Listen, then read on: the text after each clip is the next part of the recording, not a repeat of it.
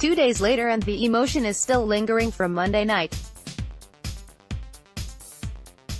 In the midst of Isaiah Thomas's long-awaited Garden visit and the great tribute package the Celtics played for him, both the player and his former franchise were unashamedly nostalgic about their time together. The mutual affection, embedded in that moment, shone especially bright against the backdrop of the Celtics and Thomas's respective current frustration. The focus on Thomas allowed the Boston fan base to revel in memories for a little while, rather than think about another disappointing loss in a winnable game from a team that can't seem come together.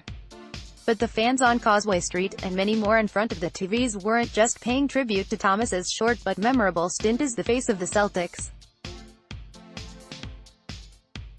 It was more than that. Thomas wasn't just a great player.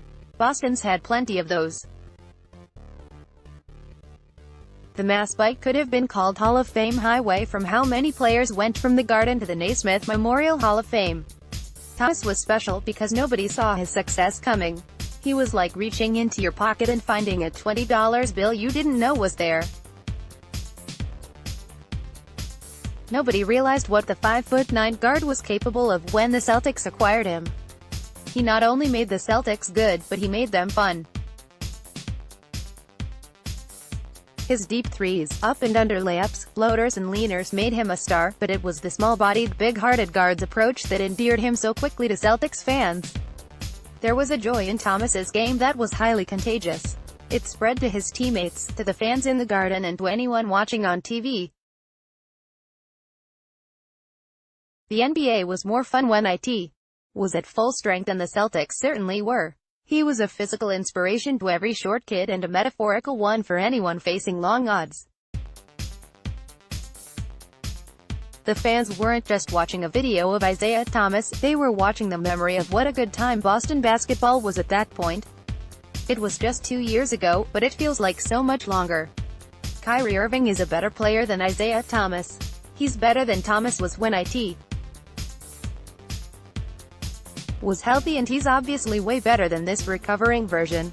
The swap that put the two guards in opposite uniforms not only wasn't a mistake for Boston, but it goes on Danny Ainge's greatest hits. Sentimentality gets general managers fired. Ainge made the right move, especially considering Thomas hasn't been right physically since he left. But while the 2018-19 Celtics are more talented than any in a while, this hasn't been a fun season. Fans who dreamed of and media who predicted a finals appearance have been debating whose fault these missed expectations are.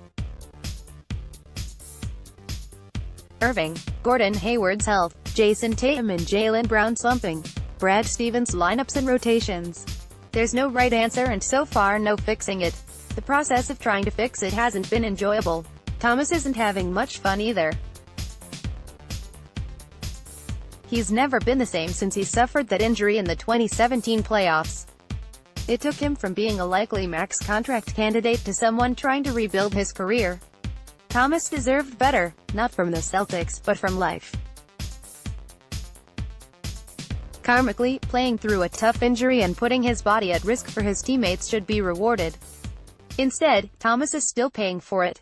There could still be happy endings to all of this for Thomas and the Celtics. Thomas just turned 30 last month.